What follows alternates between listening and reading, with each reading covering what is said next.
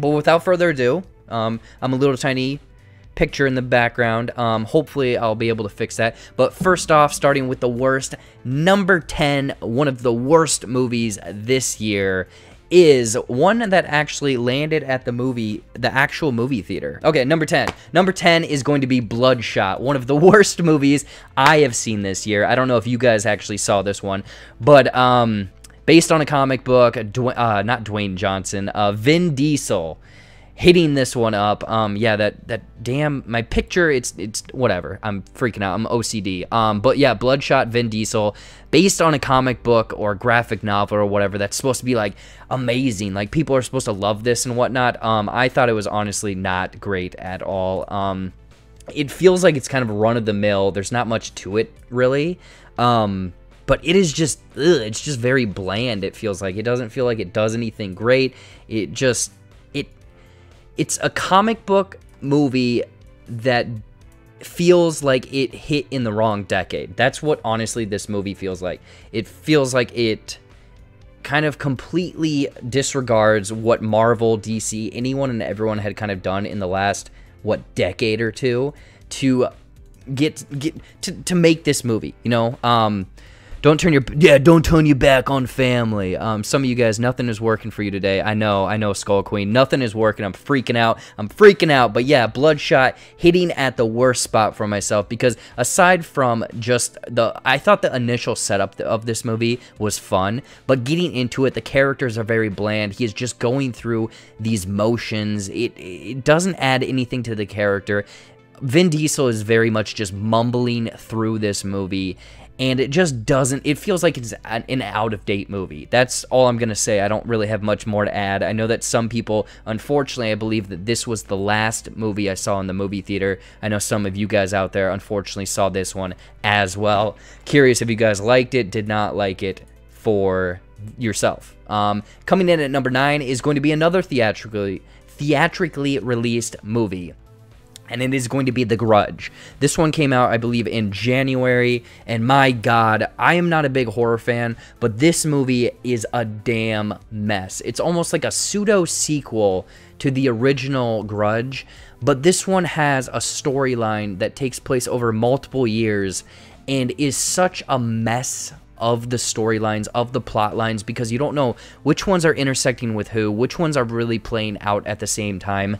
Every 5 minutes almost, it's like, boom, 1993, 1994, 1995.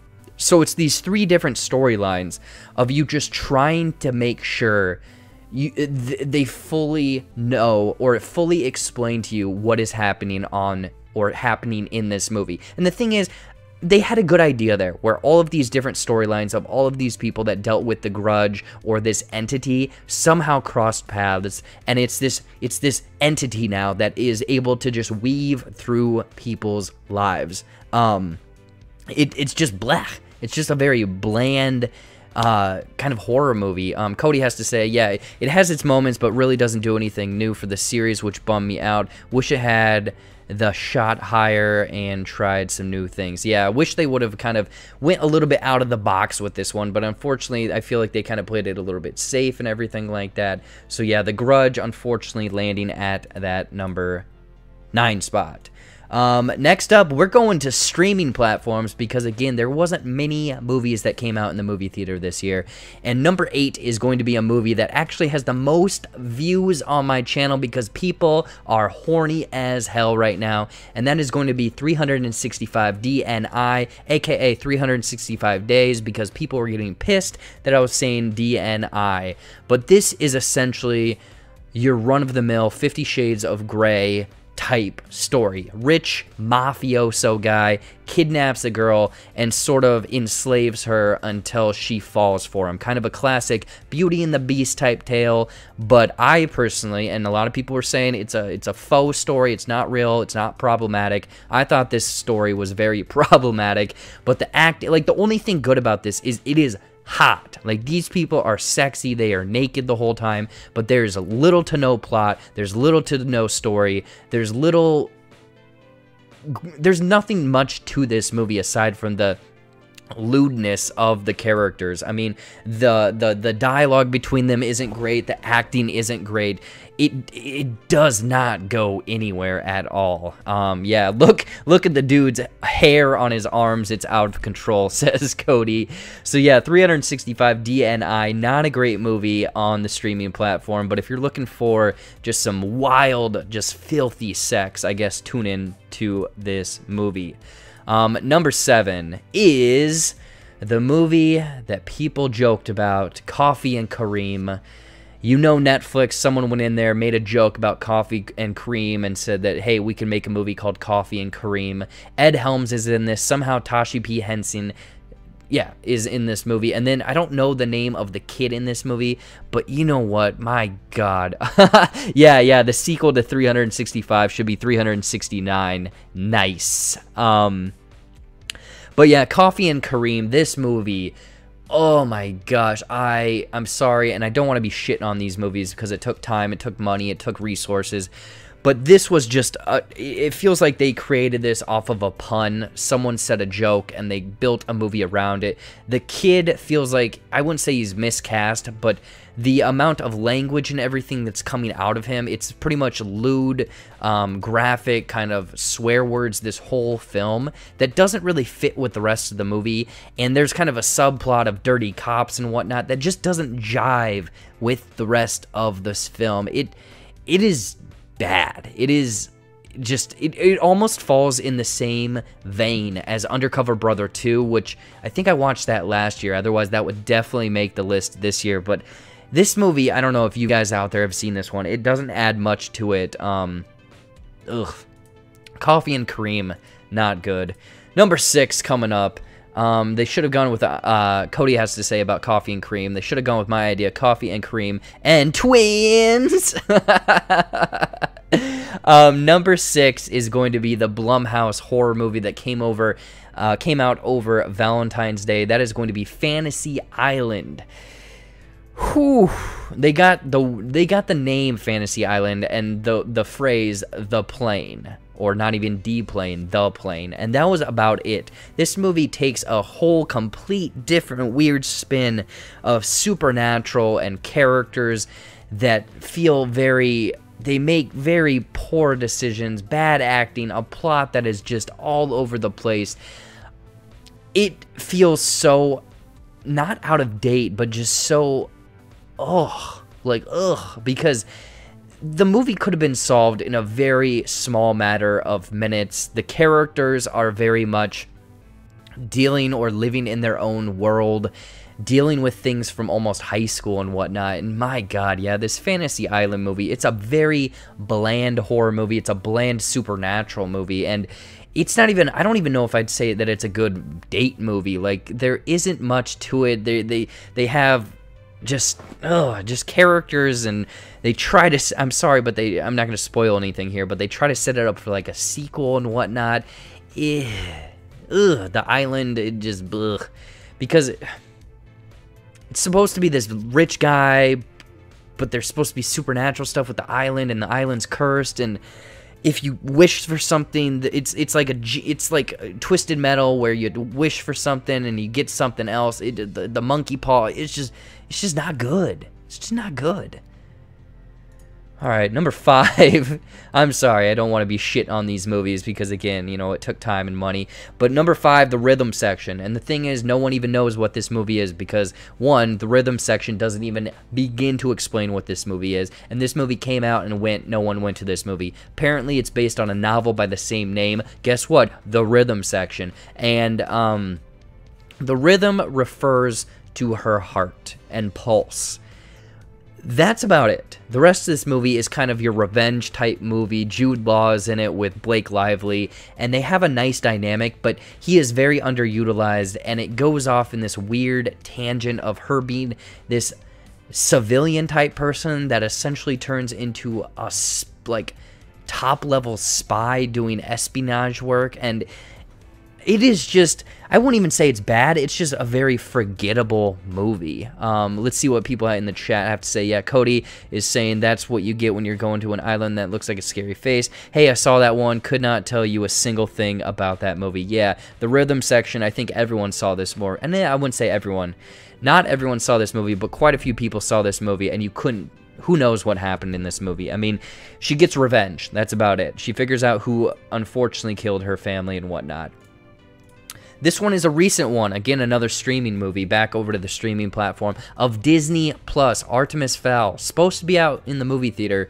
Landed on Disney Plus. And this is like 90 to 100 minutes of just people surrounding a house and trying to get into that house. I was hoping for this kind of preteen super villain type brainiac character stealing these like treasures, dealing with these elves and dwarves and fairies and like this very fantastical world.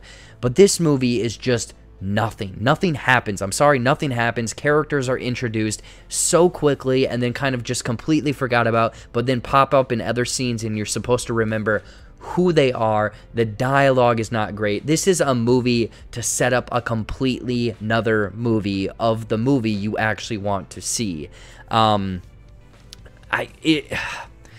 I did not grow up with these novels. Talking to some of the people that have, some of the people that watch this movie as well, they didn't stick to any sort of the source material, and also you can tell that this was completely cut apart in the editing bay. There's a lot of stuff that you feel like was added after the fact, a lot of stuff that just does not stick. Artemis Fowl is a huge miss. I would completely skip out on this one. This is one of the, I hate to say, but one of the worst movies of 2020 so far, if not probably landing on this list throughout the rest of the year, or, you know, on the total list of the year. Moving on now to number 3. More like Fartimus Fowl, am I right? Yes, yes. Next up is another streaming movie that I had the honor of seeing. It's a Netflix movie called Wasp Network, and I don't know if people have gone out and seen this movie.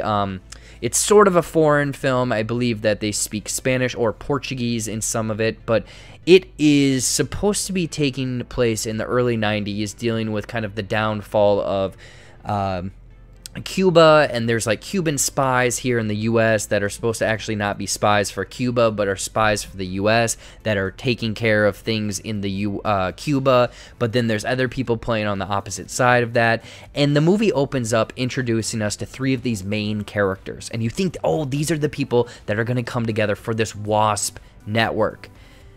It follows them for about half the movie, and then halfway through the movie it has like this documentary, almost like exposition drop.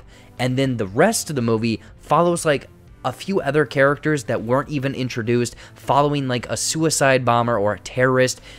If people have seen this movie, please God tell me what was going on in this movie, because this is just a mishmash of, I don't know what was happening. It is a rough movie. There's some good talent. I mean, Edgar Ramirez, I believe, Penelope Cruz, and Ana de Armas, but they're so underutilized for a script and dialogue, and just structure of this movie is poorly put together. Landing at number 2, this was a theatrical movie. A lot of people are looking forward to this one because old Iron Man was able to land the lead role for this one, and it's Doolittle, and my lord, is this Doolittle movie rough. This is a very bad movie. I'm sorry, but Robert Downey Jr., he's putting in this weird Australian, some other European, like it's an accent that goes in and out and changes throughout this whole movie. But not only that, but the CG animals, you can tell that they added in after the fact or changed dialogue, because a lot of the lines from the mouths of these CG animals are not lining up, and the characters aren't looking at them correctly. Like, this is not only a movie that kind of underutilizes the main character, but the CG is very jarring. It almost felt like updated pixel art, or not pixel art, but like clip art that was put on the screen and somehow animated, because it does not flow. The shading, the lighting, everything around the CG animals just completely takes you out of the movie. Some people are saying, Movie Files has to say, when I reviewed Wasp Network, apparently everyone in my comments from Cuba said that the movie was beyond disrespectful and glorified the true villains of the true life story. So yeah, it sounds like that Wasp Network movie is one that just did not land for people, anyone and everyone. Sorry, I didn't hear what you were saying, staring at Penelope Cruz. Yeah, Doolittle, just an all-around bad movie. It takes this, like, honestly, the best part of this movie was the opening, like, 2 minutes, where it's, like, this animated, it's almost like the opening of Up, but, like, very downgraded, where it's, like, these animated pictures showing Doolittle and his wife, and that is probably the best part of the movie, like a 2-minute opening sequence. Watch that, turn it off, and then you're done. Whew. And rounding out, the worst of the worst, one of the... this movie deserves a 0 on Rotten Tomatoes. I believe it still does have a 0, but it is another Netflix movie based on a graphic novel comic book that apparently has a lot of popularity, but it's The Last Days of American Crime. This movie is like 2 hours and 30, 2 hours and 40 minutes, way too long. It follows a plot that is very much just completely out of logic. Like, none of this makes sense. Like, they're supposed to be stopping crime through a radio wave, but you can't stop crime and police brutality. Like, it is a very oddly timed movie, but the logic of the movie doesn't make sense, and it brings in all of these different plot lines that don't seem to add up, because it's sort of this love triangle of them robbing a bank with the 3 main characters, but then we throw in this side plot of this cop that somehow has or is trying to stop them, which, if you just cut that off, it would take out a good 30 to 40 minutes of the movie, this subplot that doesn't add anything to it. And again, it could be the comic book, it could be the graphic novel that is really adding to that, but or had the source material and they just could not translate it to the big screen. But yeah, The Last Days of American Crime is one of the most wasteful, I hate to say it, one of the worst times I had in the movie theater. It was just so bad. Whew. So yeah, unfortunately, those are the top 10 worst movies of 2020 so far. Which ones have you guys seen? Which ones do you think are the worst? We're definitely going to be overtime for this week on JBuck Live, but you know what? Stick with us.